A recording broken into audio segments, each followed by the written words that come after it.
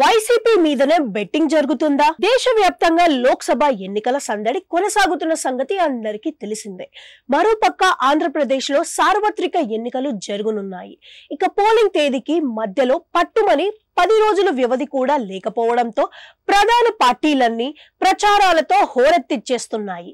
ప్రత్యర్థులపై పదులైన విమర్శలతో విరుచుకుపడుతున్నాయి. ఈ సమయంలో betting apps entry ఆసక్తికరంగా మారిందని అంటున్నారు. అవును, బెట్టింగ్ కు అనర్హం అనే చర్చ ఇటీవల మరీ పెరిగిపోతున్న సంగతి తెలిసిందే. పైగా ప్రస్తుతం దేశంలో ఐపీఎల్ సీజన్ నడుస్తుండడంతో బంతికి బెట్టింగ్ జరుగుతున్న పరిస్థితి. ఈ నేపథ్యంలో ఏపీలో ఎన్నికల ఫలితాలపైన బెట్టింగ్ జోరుగా మొదలైందని అంటున్నారు. ఇందులో భాగంగా నియోజకవర్గ స్థాయిలో నేతల గెలుపోటములతో పాటు మెజారిటీ పైనే బలంగా బెట్టింగ్ జరుగుతుందని చెబుతున్నారు. ఈ విషయంలో గ్రామాలు, మెట్రోపాలిటన్ నగరాలు అనే తారతమ్యమే లేవని, ఎక్కడికక్కడ ఎవరి స్థాయిలో వారు బెట్టింగ్ యాప్స్ డౌన్లోడ్ చేసుకుని ఆఫర్లు, ఆప్షన్లు పరిశీలిస్తున్నారని చెబుతున్నారు. ఈ సమయంలో ఒక ఆసక్తికరమైన పరిణామం తెరపైకి వచ్చింది.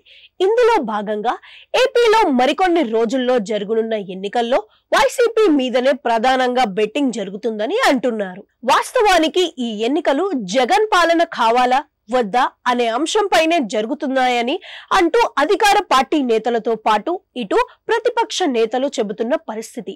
పేదలకు, సామాన్యులు జగన్ పాలనే కావాలని కోరుకుంటున్నారని వైసీపీ నేతలు చెబుతుంటే, జగన్ రహిత ఏపీ లక్ష్యంగా ఈ ఎన్నికల్లో పాల్గొంటున్నట్లు కూటమి నేతలు చెబుతున్న పరిస్థితి. ఈ నేపథ్యంలో తిరిగి జగన్ ముఖ్యమంత్రి అవుతారా లేదా అనే అంశంపైనే ప్రధానంగా బెట్టింగ్ యాప్స్ లో కూడా ఆప్షన్లు ఉన్నాయని అంటున్నారు.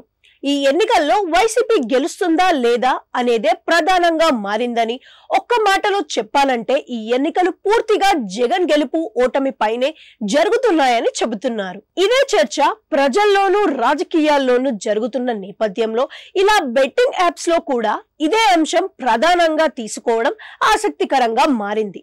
ఇదే సమయంలో టీడీపీ, బీజేపీ, జనసేన కూటమి గెలుస్తుందా లేదా అనే విషయంపై బెట్టింగ్ ఆప్షన్స్ దర్శనమివ్వడం లేదని చెబుతున్నారు. దీంతో ఈ విషయం హాట్ టాపిక్ గా మారింది.